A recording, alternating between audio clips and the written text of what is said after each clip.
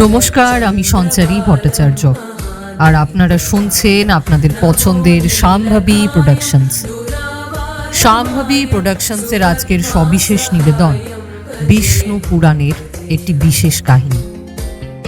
এতদিন আপনারা শিব পুরাণ সম্পর্কে বেশ কয়েকটি কাহিনী শুনেছেন, তাই আমরা চাই এবার আপনারা এর পাশাপাশি বিষ্ণু পুরাণ সম্পর্কেও এমন অনেক তথ্যাদি সংগৃহীত একটি পরিবেশনা উপভোগ করুন, যার দ্বারা এই বিষয়গুলি, এই অজানা তথ্যগুলি আপনাদের কাছে পৌঁছে যেতে পারে আমাদের মাধ্যমে, এবং আপনাদেরকে এই অজানা তথ্য জানিয়ে আমরা আরও সমৃদ্ধ করে তুলতে ইচ্ছুক।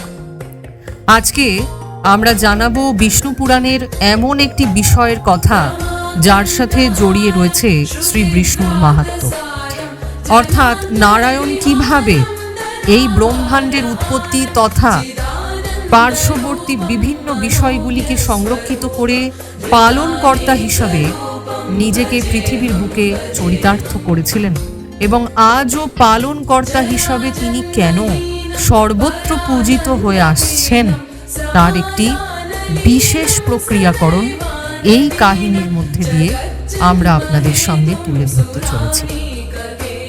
তাহলে আমাদের পাশে থাকুন আর শুনতে থাকুন বিষ্ণু পুরাণে উল্লিখিত আজকের এই সবিশেষ কাহিনীটি।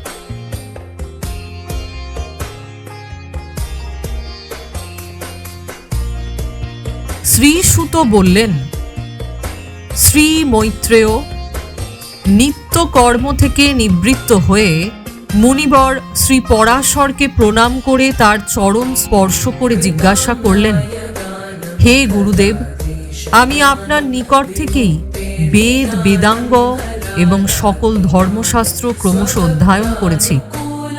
হে মুনিশ্রেষ্ঠ, আপনার কৃপাতেই আমার বিপক্ষীয় গণ আমাকে একথা বলতে পারেন না যে আমি সমস্ত শাস্ত্র আয়ত্ত করতে পরিশ্রম করিনি।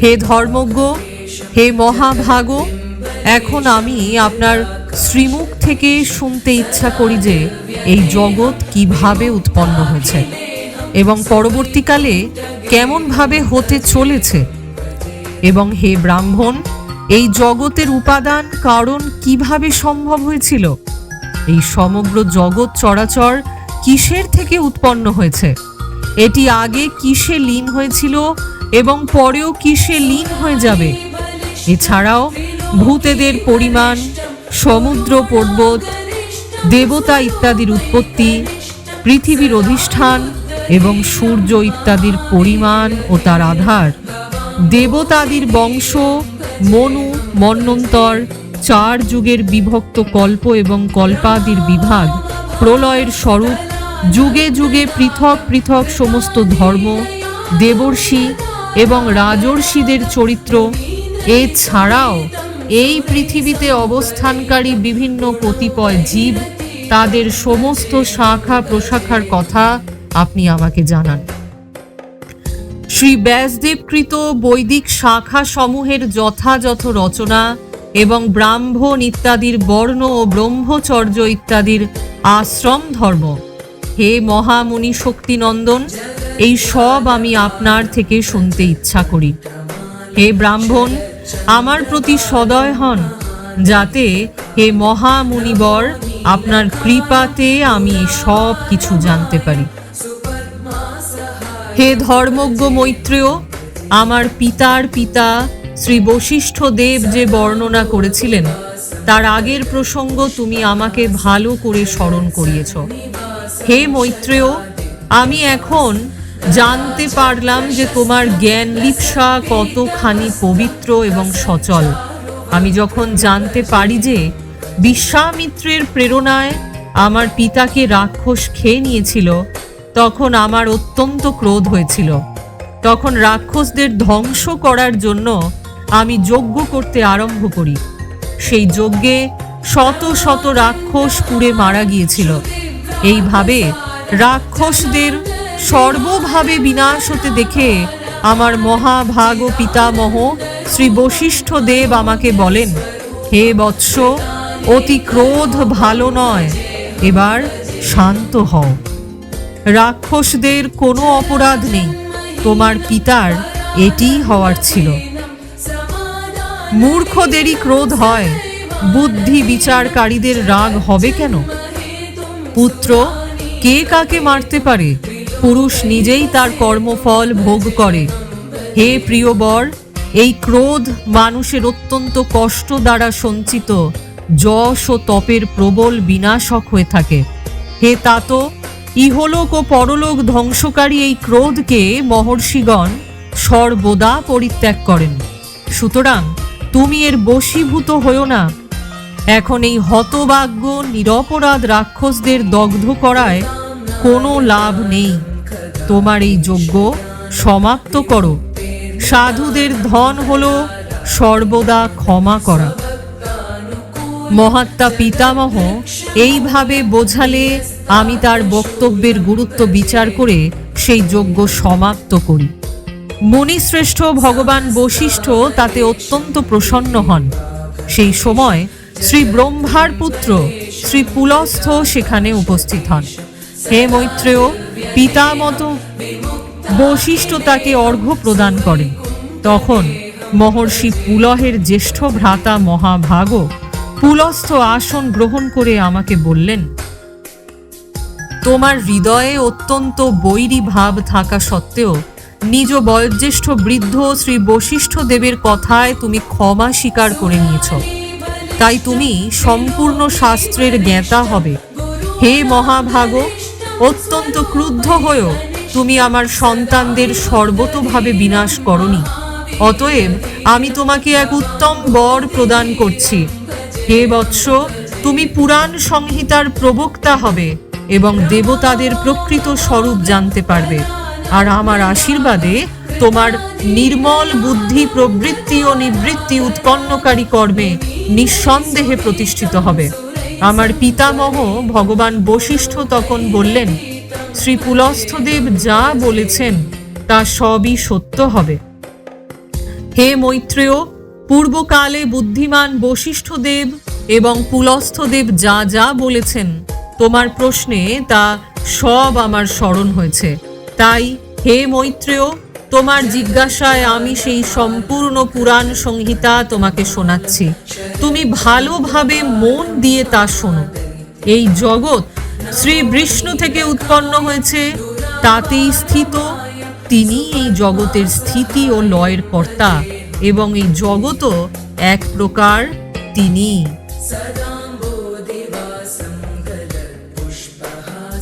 শ্রী পরাশর বললেন, যিনি ব্রহ্মা, বিষ্ণু ও শিব শঙ্কর রূপে জগতের উৎপত্তি, স্থিতি ও সংহারের কারণ এবং নিজ ভক্তদের সংসার সমুদ্র থেকে উদ্ধার করেন, সেই বিকার রহিত শুদ্ধ অবিনাশী পরমাত্মা সর্বদা এক রস সর্ববিজয়ী ভগবান বাসুদেব বিষ্ণুকে নমস্কার।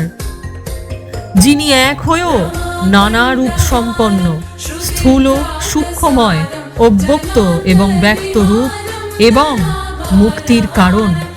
হে বিশ্বরূপ, প্রভু বিশ্বের উৎপত্তি, স্থিতি এবং সংহারের মূল কারণ, সেই পরমাত্মা শ্রী বিষ্ণু ভগবানকে নমস্কার। যিনি বিশ্বের অধিষ্ঠান, অতি সূক্ষ্ম থেকে সূক্ষ্ম, সর্বপ্রাণীতে স্থিত, পুরুষোত্তম এবং অবিনাশী, যিনি পরমার্থত অতি নির্মল জ্ঞান স্বরূপ, কিন্তু অজ্ঞতাবশত নানা পদার্থ রূপে প্রতীত হন, এবং যিনি জগতের উৎপত্তি ও স্থিতিতে সমর্থ এবং তার সংহারকারী সেই জগদীশ্বর অজ, অক্ষয় এবং অব্যক্ত ভগবান শ্রী বিষ্ণুকে প্রণাম করে তোমাকে সেই সমস্ত প্রসঙ্গ ক্রমশ শোনাচ্ছি, যা দক্ষ ইত্যাদি মুনিশ্রেষ্ঠদের জিজ্ঞাসায় পিতামহ ব্রহ্মা তাঁদের বলেছিলেন। দক্ষ ইত্যাদি মুনিগণ নর্মদার তীরে সেই প্রসঙ্গ রাজা পুরুকৃৎসকে শুনিয়েছিলেন এবং পুরুকৃৎস সারস্বতকে এবং সারস্বত আমাকে বলেছেন, যা পরের থেকেও পর, পরম শ্রেষ্ঠ, অন্তরাত্মায় অবস্থিত পরমাত্মা, রূপ, বর্ণ, নাম এবং বিশেষণাদি রহিত, যাতে জন্ম, বৃদ্ধি, পরিণাম, ক্ষয় এবং বিনাশ, এই ছয় বিকারের সর্বতোভাবে অভাব যাকে শুধুমাত্র সর্বদা আছে এইটুকুই বলা যায়, এবং যার জন্য এটি প্রসিদ্ধ যে তিনি সর্বত্র অবস্থিত এবং তাতেই সমগ্র বিশ্ব অধিষ্ঠিত। তাই বিদ্বানরা তাকে বাসুদেব বলেন। তিনিই হলেন নিত্য, অজ, অক্ষয়, অব্যয়, এক রস এবং সর্বথা দুর্গণ শূন্য নির্মল পরম ব্রহ্ম। তিনি এই সব ব্যক্ত এবং অব্যক্ত জগতের রূপে এবং তার সাক্ষী পুরুষ এবং মহাকারণ কালের রূপে স্থিত। হে দ্বিজ, পরব্রহ্মের প্রথম রূপ হল পুরুষ, অব্যক্ত ও ব্যক্ত তার অন্য রূপ, এবং প্রভৃতকারী কাল হল তার পরম রূপ। এইভাবে যিনি প্রধান, পুরুষ, ব্যক্ত এবং কাল এই চারের অতীত এবং যাকে পণ্ডিতগণই দেখতে পান, সেটি হল ভগবান বিষ্ণুর পরম পদ। প্রধান, পুরুষ, ব্যক্ত এবং কাল এই সকল রূপ বিভিন্ন জগতের উৎপত্তি, পালন ও সংহারের প্রকাশ এবং উৎপাদনের কারণ। ভগবান শ্রী বিষ্ণু যে ব্যক্ত, অব্যক্ত, পুরুষ ও কাল রূপে স্থিত হন, এসবই তার বাল কচিত ক্রীড়া থেকে উৎপন্ন হবে। তার মধ্যে অব্যক্ত কারণকে, যা সৎ অসৎ রূপে এবং নিত্য, শ্রেষ্ঠ মুনিগণ তাকে প্রধান তথা সূক্ষ্ম প্রকৃতি বলে থাকেন। সেটি ক্ষয়রহিত, তার অন্য কোনো আধারও নেই এবং তা অপ্রমেয়, অজর, নিশ্চল, শব্দস্পর্শ শূন্য এবং রূপাদিরহিত। তা ত্রিগুণময় এবং জগতের কারণ তথা স্বয়ং অনাদি এবং উৎপত্তি ও লয়রহিত। এই সম্পূর্ণ প্রপঞ্চ প্রলয় কাল থেকে সৃষ্টির আদি পর্যন্ত তাতেই ব্যক্ত ছিল। হে বিদ্বান, শ্রুতির মর্মজ্ঞ ব্যক্তিগণ, শ্রুতি পরায়ণ ব্রহ্মবেত্তা মহাত্মাগণ এই অর্থ লক্ষ্য করে প্রধানের প্রতিপাদগণকে এই নিম্নলিখিত শ্লোকটি বলে থাকেন। সেই সময় না দিন ছিল, না রাত্রি, না আকাশ ছিল, না পৃথিবী, না অন্ধকার ছিল, না আলোর প্রকাশ, এবং অতিরিক্ত কিছু ছিল না। শুধুমাত্র শ্রোত্রাদি ইন্দ্রিয় এবং বুদ্ধি ইত্যাদির অবিষয় এক প্রধান ব্রহ্ম এবং পুরুষই ছিল। হে বিপ্র, বিষ্ণুর পরম স্বরূপ থেকে প্রধান ও পুরুষ এই দুই রূপ হয়েছে। সেই বিষ্ণুরই অপর যে রূপ দ্বারা এই দুটি সংযুক্ত ও বিযুক্ত হতে থাকে, সেই রূপান্তরেরই নাম হল কাল। বিগত প্রলয়কালে এই ব্যক্ত প্রপঞ্চ প্রকৃতিতে লীন ছিল, তাই প্রপঞ্চের এই প্রলয়কে প্রাকৃত প্রলয় বলা হয়। হে দ্বিজ, কাল রূপ ভগবান অনাদি, তার কোনো অন্ত নেই। তাই জগতের উৎপত্তি, স্থিতি ও প্রলয় কখনো বাধাপ্রাপ্ত হয় না, তা প্রবাহ রূপে নিরন্তর হতে থাকে। হে মৈত্রেয়, প্রলয়কালে প্রধান সাম্যাবস্থাতে স্থিত হলে এবং প্রকৃতি পুরুষের থেকে পৃথক স্থিত হয়ে গেলে শ্রী বিষ্ণু ভগবানের কাল রূপ প্রবৃত্ত হয়। তারপর সেই পরব্রহ্ম পরমাত্মা বিশ্বরূপ সর্বব্যাপী, সর্বভূতেশ্বর, সর্বাত্মা পরমেশ্বর নিজ ইচ্ছা দ্বারা বিকারী প্রধান এবং অবিকারী পুরুষে প্রবিষ্ট হয়ে তাকে ক্ষোভিত করেন। যেমন ক্রিয়াশীল না হলেও গন্ধ নিজ সন্নিধি মাত্রেই মনকে উৎফুল্ল করে, তেমনি পরমেশ্বর তার সন্নিধি মাত্রেই প্রধান ও পুরুষকে প্রেরণা প্রদান করেন। হে ব্রাহ্মণ, সেই পুরুষোত্তমই এতে ক্ষোভিত করেন এবং তিনিই ক্ষুব্ধ হন, আর সংকোচ ও বিকাশ যুক্ত প্রধান রূপে তিনিই স্থিত। ব্রহ্মা ইত্যাদি সমস্ত ঈশ্বরেরও ঈশ্বর এই বিষ্ণুই সমষ্টি ব্যষ্টি রূপ, ব্রহ্মাদি জীবরূপ এবং মহত্ব রূপে স্থিত হন। হে দ্বিজশ্রেষ্ঠ, স্বর্গকাল উপস্থিত হলে গুণাদির সাম্যাবস্থা রূপ প্রধান যখন ক্ষেত্রজ্ঞ রূপে অধিষ্ঠিত হন, তখন তার থেকে মহত্বদের উৎপত্তি হয়। উৎপন্ন হওয়া মহানকে প্রধান তত্ত্ব আবৃত্ত করেছে। মহতত্ত্ব সাত্ত্বিক, রাজসিক ও তামসিক ভেদে 3 প্রকারের হয়ে থাকে, কিন্তু বীজ যেমন খোসা দ্বারা সমভাবে আবৃত থাকে, তেমনি এই ত্রিবিধ মহতত্ত্ব প্রধান তত্ত্ব দ্বারা সব দিক থেকে ব্যপ্ত থাকে। অতঃপর ত্রিবিধ মহত্ত্ব দ্বারাই বৈকারিক, তৈজস এবং তামসিক ভূতের 3 প্রকারের অহংকার উৎপন্ন হয়। হে মহামুনে, সেটি ত্রিগুণাত্মক হওয়ায় ভূত ও ইন্দ্রিয় ইত্যাদির কারণ হয়, এবং যেমন প্রধানের দ্বারা মহতত্ত্ব ব্যপ্ত আছে, তেমনি মহতত্ত্ব দ্বারা সেই অহংকার ব্যপ্ত থাকে। ভূতাদি নামের তামস অহংকার বিকৃত হয়ে শব্দ তন্মাত্রা এবং তার থেকে শব্দ গুণসম্পন্ন আকাশ রচনা করেছে। সেই ভূতাদি তামস অহংকার শব্দ তন্মাত্রা রূপ আকাশকে ব্যপ্ত করে, পরে আকাশ বিকৃত হয়ে স্পর্শ তন্মাত্রা রূপকে রচনা করে। তার থেকে শক্তিশালী বায়ু উৎপন্ন হয়, তার গুণকে স্পর্শ করা হয়। শব্দ তন্মাত্রা রূপ আকাশ স্পর্শ তন্মাত্রা সম্পন্ন বায়ুকে আবৃত করেছে। অতঃপর বায়ু বিকৃত হয়ে রূপ তন্মাত্রা সৃষ্টি করেছে। বায়ুর থেকে তেজ উৎপন্ন হয়েছে, তার গুণ হলো রূপ। স্পর্শ তন্মাত্রা রূপ বায়ু রূপ তন্মাত্রা সম্পন্ন তেজকে আবৃত করে। আবার তেজও বিকৃত হয়ে রস তন্মাত্রার রচনা করে। সেই থেকে রস গুণসম্পন্ন জল উৎপন্ন হয়েছে। রস তন্মাত্রা সম্পন্ন জলকে রূপ তন্মাত্রাময় তেজও আবৃত করে। জল বিকার প্রাপ্ত হয়ে গন্ধ তন্মাত্রার সৃষ্টি করেছে। তার থেকে পৃথিবী উন্মত্ত হয়েছে। আর এই পৃথিবী উৎপত্তির মধ্যে দিয়ে এই গন্ধ নিবারক সেই আকাশ এবং ভূত ভবিষ্যৎ সব তৈরি হয়েছে। তন্মাত্রাগুলিকে বিশেষ ভাব নেই, তাই তার অবিশেষ সংজ্ঞা থাকে। এই অবিশেষ তন্মাত্রাগুলি শান্ত, ঘোর বা মূঢ় নয়। এইভাবে তামস অহংকার থেকে এই ভূত তন্মাত্রা রূপ স্বর্গ সৃষ্টি হয়েছে।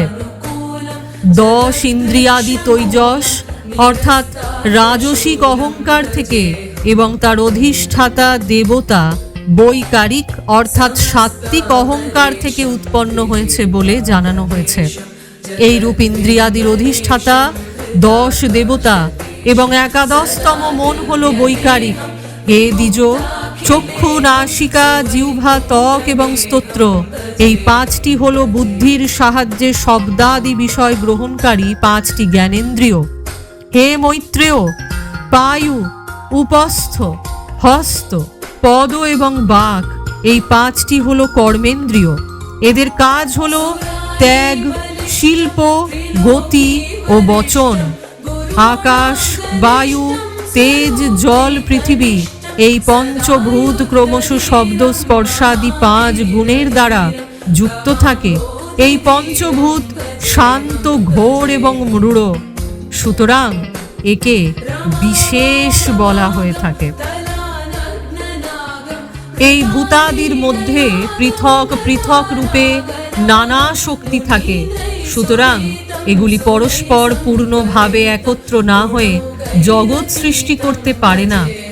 তাই এক অন্যের আশ্রয়ে থাকা এবং একই সংঘাতের উৎপত্তির লক্ষ্য সম্পন্ন মহতত্ত্ব থেকে বিশেষ পর্যন্ত প্রকৃতির এই সমস্ত বিকার পুরুষে অধিষ্ঠিত হওয়ার জন্য পরস্পর একত্রিত হয়ে সর্বদা একভাবে প্রধান তত্ত্বের অনুগ্রহে অখণ্ডেয় ব্রহ্মকে উৎপন্ন করে।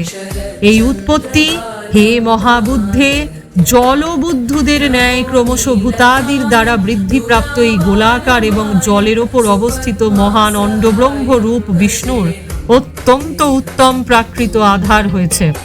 তাতে এই অব্যক্ত স্বরূপ জগৎপতি শ্রী বিষ্ণু ব্যাপ্ত হিরণ্য গর্ভরূপে স্বয়ং বিরাজিত হয়েছেন।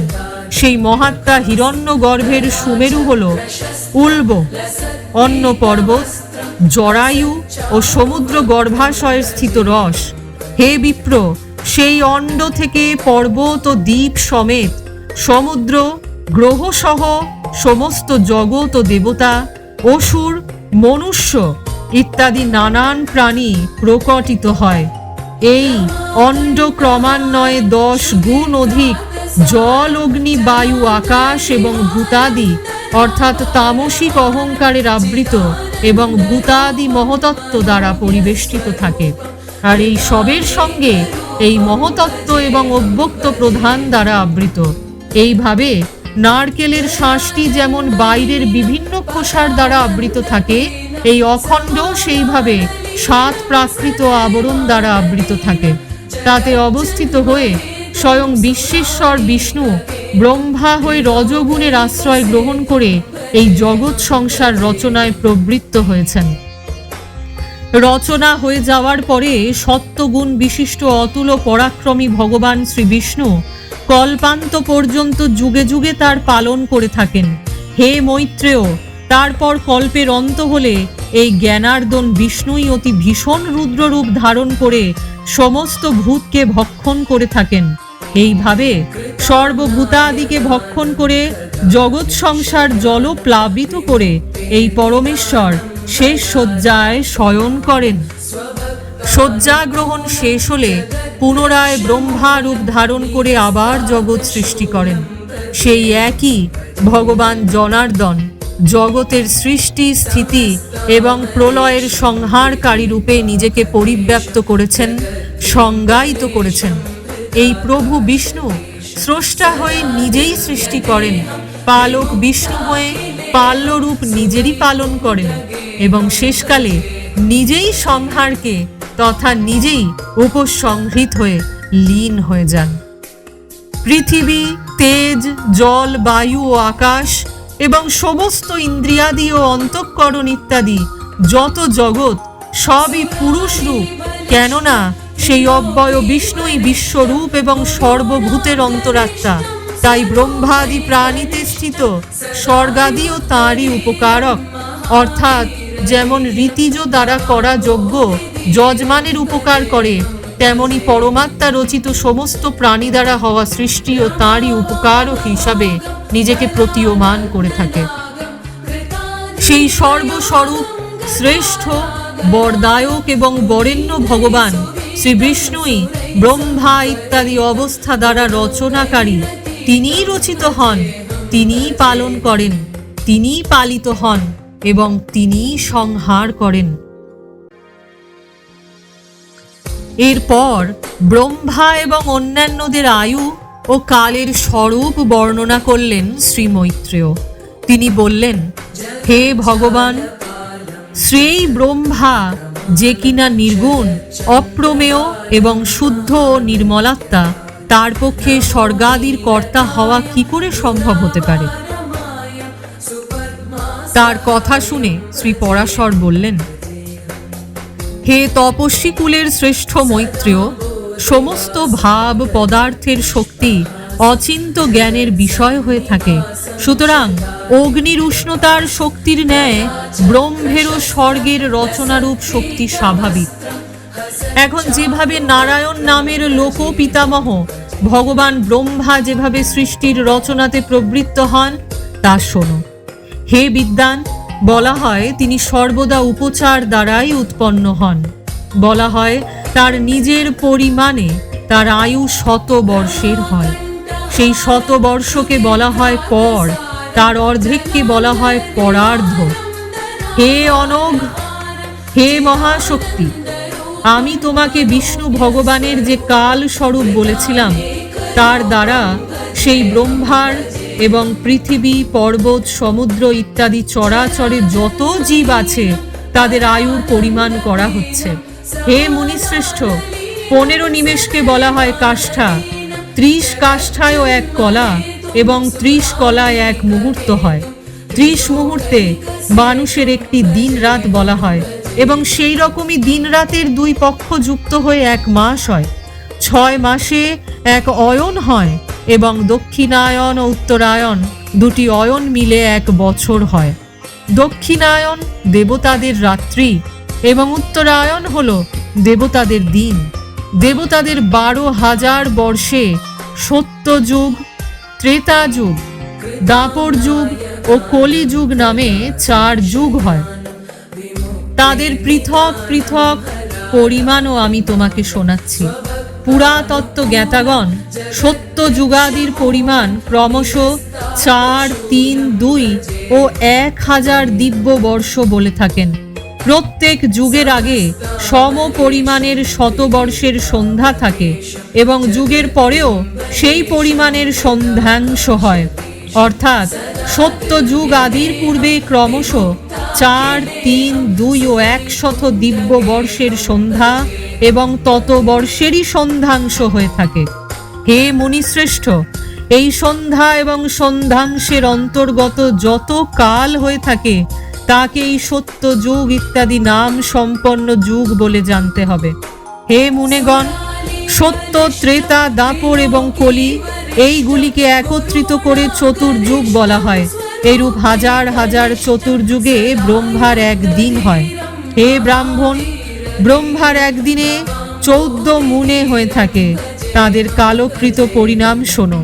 সপ্তর্ষি, দেবগণ, ইন্দ্র, মনু এবং মনুর পুত্র রাজাগণ একই কালে রচিত হয় এবং একই কালে তাদের সংহার করা হয়। হে সত্যম, 71 চতুর্যুগ বলে কিছু বেশি কালে এক মন্বন্তর হয়। এটি হলো মনু এবং দেবতা আদির কাল। এইভাবে দিব্য বর্ষ গণনাতে এক মন্বন্তরে 8,52,000 বর্ষ হয় এবং হে মুনেগণ, মানব বর্ষ গণনা অনুসারে মন্বন্তরের পরিমাণ হল 30,66,20,000 বছর, তার বেশি নয়। ব্রহ্মার দিন এই কালের 14 গুণ হয়। এরপর নৈমিত্তিক নামের ব্রাহ্ম প্রলয় হয়। সেই সময় ভূলোক, ভূবরলোক এবং স্বর্গলোক 3 লোক জ্বলেতে থাকে এবং মহর্ষি লোক লোকরবাসী সিদ্ধগণ অত্যন্ত সন্তপ্ত হয়ে জ্ঞান লোকে চলে যান। তারা জনলোকে বিচরণ করেন। এইভাবে ত্রিলোক জলময় হয়ে গেলে জনলোকবাসী যোগীদের দ্বারা ধ্যান করা নারায়ণ রূপ কমলজনী শ্রী ব্রহ্মা ত্রিলোকের গ্রাসে তৃপ্ত হয়ে দিনেরই মতন পরিণাম সম্পন্ন ওই রাত্রিতে শেষ শয্যায় শয়ন করেন এবং তা অতিক্রান্ত হলে পুনরায় জগৎ সংসার সৃষ্টি করেন। এইভাবে গণনা দ্বারা ব্রহ্মার 1 বছর এবং পরে 100 বছর হয়ে থাকে। ব্রহ্মার 100 বছরই হল সেই মহাত্মার পরমায়ু। হে অনঘ, সেই ব্রহ্মার 1 পরার্ধ পার হয়েছে। তারপর পাদ্য নামে মহাকল্প হয়েছিল। হে দ্বিজ, বর্তমান সময় হল তার 2য় পরার্ধের বারাহ নামক প্রথম কল্পকাল। ইতি শ্রী বিষ্ণু পুরাণে প্রথমে হংসে 3য় অধ্যায় সমাপ্ত। শ্রী বিষ্ণু পুরাণের প্রথম অংশের 3য় অধ্যায়টি এখানেই সমাপ্ত হলো। আজ তাহলে 3য় অধ্যায় পর্যন্ত আমরা আপনাদের সামনে তুলে ধরলাম। এরপরে বিষ্ণু পুরাণের মধ্যে দিয়ে এরকম আরও অজানা অচেনা কাহিনী আমরা আপনাদের সামনে তুলে ধরবার প্রয়াস করব। আশা করি এই অজানা অজেয় পুরাণ কাহিনীর সম্ভার আপনাদেরকে অনেকখানি সমৃদ্ধ করছে এবং তা আপনাদের মনোগ্রাহী হচ্ছে। আগামীতে এমন আরও কাহিনী শুনতে হলে আমাদের চ্যানেলটিকে সাবস্ক্রাইব করুন। এখনো পর্যন্ত যারা ফরেস্ট শ্যাডোজ প্রোডাকশনসকে সাবস্ক্রাইব করে উঠতে পারেননি, তারা আমাদের সাবস্ক্রিপশন বাটনের পাশে থাকা বেল আইকনটিকে প্রেস করে আমাদের চ্যানেলটিকে সাবস্ক্রাইব করতে কিন্তু ভুলবেন না। তাহলে এইভাবে সাবস্ক্রিপশনের মধ্যে দিয়ে শুনতে থাকুন পুরাণের অজেয় অমর সব কাহিনীগুলিকে, আর আমরাও ঠিক একইভাবে আপনাদের সামনে কাহিনীর সার পদার্থকে উজাগর করতে থাকব। আমি সঞ্চারী ভট্টাচার্য বিষ্ণু পুরাণ এবং শিব পুরাণের মধ্যে দিয়ে চরিতার্থ করতে থাকব পুরাণের অজানা, অচেনা, অজেয়, অমর কাহিনীগুলিকে। ততক্ষণ নিজেদের খেয়াল রাখুন, সুস্থ থাকুন আর শুনতে থাকুন আপনাদের পছন্দের ফরেস্ট শ্যাডোজ প্রোডাকশনস, যেখানে আমরা বিশ্বাস করি ছায়ারাও যে আমাদেরই সঙ্গী। নমস্কার।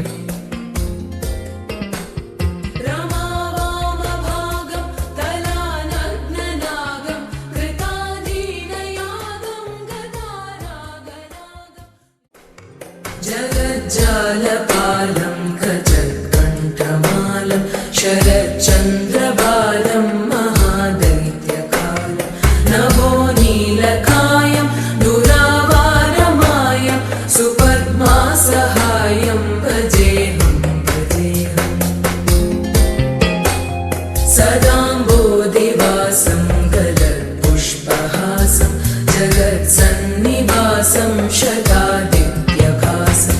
गदा चक्रशस्त्र लसद्भि